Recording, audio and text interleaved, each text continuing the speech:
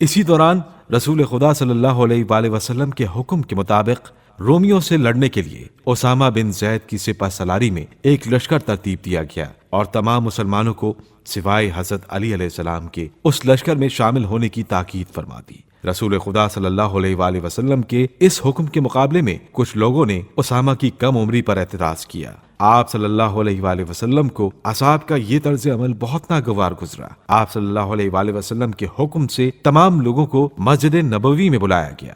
جب سب لوگ جمع ہو گئے تو آپ نے ایک خطبہ ارشاد فرمایا، لوگو، تمہارا کیا اعتراض مجھ تک پہنچا ہے۔ تم اس پر طعنہ زنی کرتے ہو کہ میں نے تم پر اسامہ کو سردار مقرر کیا ہے۔ بے شک تم نے اس وقت بھی طعنہ زنی کی تھی جب میں نے اس کے باپ زید کو تم پر امیر مقرر کیا تھا، اور قسم بخدا زید لشکر اسلام کی سپہ سالاری کے لیے تم سے زیادہ لائق تھا، اور اس کے بعد اس کا بیٹا اسامہ لشکر کی قیادت و سرداری کے لیے تم سب سے زیادہ لائق ہے۔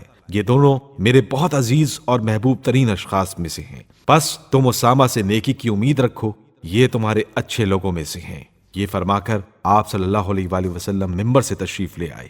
حضور صلی اللہ علیہ وآلہ وسلم کی تاکید اور واضح احکام کے باوجود یہ لشکر مدینے کے باہر ایک مقام پر جا کر رک گیا۔ اسی دوران حضرت اسامہ لشکر سے نکل کر رسول خدا صلی اللہ علیہ وآلہ وسلم کی عیادت کے لیے گئے تو حضرت صلی اللہ علیہ وآلہ وسلم نے انہیں دیکھ کر فرمایا، تم فوراً چلے جاؤ اور لشکر کو لے جانے میں جلدی کرو۔ آپ صلی اللہ علیہ وآلہ وسلم بار بار فرما رہے تھے کہ لشکر اسامہ جلدی روانہ ہو جائے۔ رسول خدا صلی اللہ علیہ وآلہ وسلم کے اس فرمان پر غور کیا جائے تو بعض صحابہ کی حکم رسول کی مخالفت واضح ہو جاتی ہے اور اس میں کسی قسم کا کوئی شک باقی نہیں رہتا۔ تعجب اس بات پر ہے کہ ایک طرف تو حضور اکرم صلی اللہ علیہ وآلہ وسلم ان پر لعنت کر رہے ہیں جو لشکر کے ساتھ نہیں جاتے، اور دوسری طرف کتابوں میں یہ لکھا ہوا ہے کہ وہی لوگ جو لشکر میں مامور کیے گئے اور جنہیں مدینے سے جانے کا حکم دیا گیا، انہی کو حضور صلی اللہ علیہ وآلہ وسلم مسجد نبوی میں آ کر نماز جماعت کی امامت کے لیے بھی کہہ رہے تھے۔ ان دونوں میں سے کوئی ایک بات غلط اور خود ساختہ ہے۔ رسول خدا صلی اللہ علیہ وآلہ وسلم نے بار بار تاکید کے ساتھ لشکر کی روانگی کا حکم دیا، لیکن بعض لوگوں نے حضور صلی اللہ علیہ وآلہ وسلم کے حکم کو نہیں مانا اور کسی مصلحت کی وجہ سے گھر میں چھپے بیٹھے رہے۔ اسامہ مدینہ سے ایک منزل دور اس انتظار میں کئی دن ٹھہرے رہے کہ سب لوگ آ جائیں تو روانہ ہوں، مگر جن کو مدینہ چھوڑنا گوارا نہ تھا، بھلا وہ کہاں جانے والے تھے؟ اس سے اندازہ ہو سکتا ہے کہ حضرت صلی اللہ علیہ وآلہ وسلم کی وصال سے قبل ہی لوگوں کے دلوں سے رسالت مآب صلی اللہ علیہ وآلہ وسلم کے احکام کی پیروی کرنے کا جذبہ ختم ہو گیا تھا۔ غرض کہ جب حضرت رسول خدا صلی اللہ علیہ وآلہ وسلم نے انتقال فرمایا تو جو لوگ سلطنت اور دولت کے خواہاں تھے سقیفہ بنی ساعدہ میں جمع ہو کر یہ مشورہ کرنے لگے کہ خلیفہ کس کو بنائیں، اور جو حضرت صلی اللہ علیہ وآلہ وسلم کے اہل بیت اور رشتہ دار تھے وہ تو غسل و کفن میں مشغول ہو گئے۔